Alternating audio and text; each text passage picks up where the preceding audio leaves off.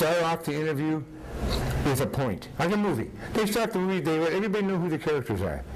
Then they build their heat. Then at the end there's a big comeback, and you go home.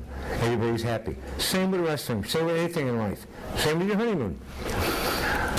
Mine was a little different, but basically, understand what you're going to say.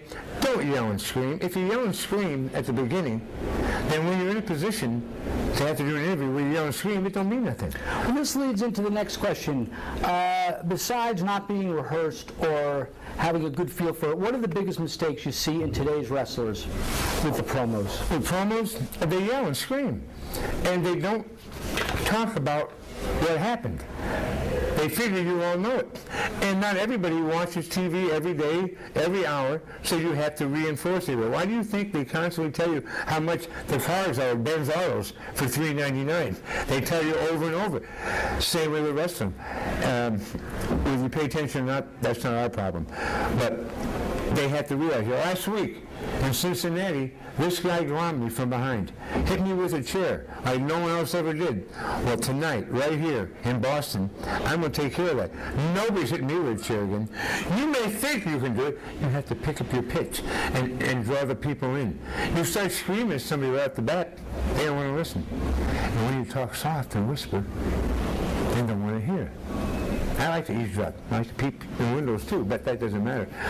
But that's what you have to do. You have to just learn how to do it. Well, what should a good baby face say? Or is there... I quit. No. In a basic promo? He's going to talk to the people, not talk to his opponent.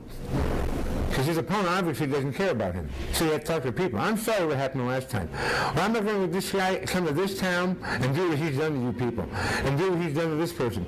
He's going to learn tonight who I am. You have to talk about yourself, talk about your match, and talk about the town. And be humble. People like humble.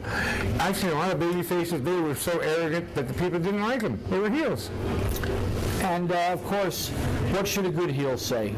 A good heel should be very direct. They should say, like, tonight, I'm wrestling Argentina Rocca.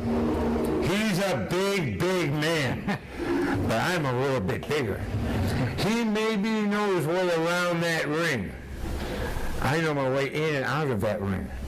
So you bring in all you got, Rocca, all your big power tools and all your big fists, and you're not going to beat me. And you make it that way. You talk to the people out there, and you get them involved.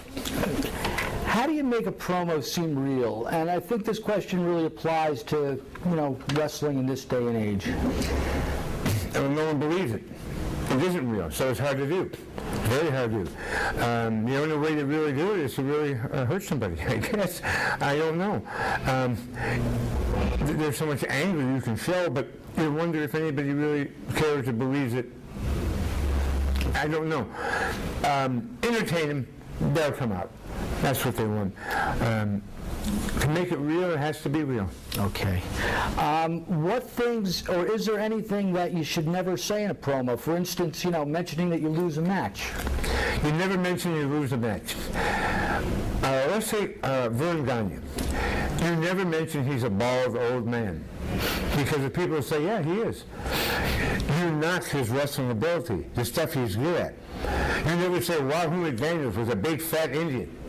No, he's a crazy Indian. You can't stop him. You have to put over your opponent's strong parts and never knock his weak parts. And then you make it right.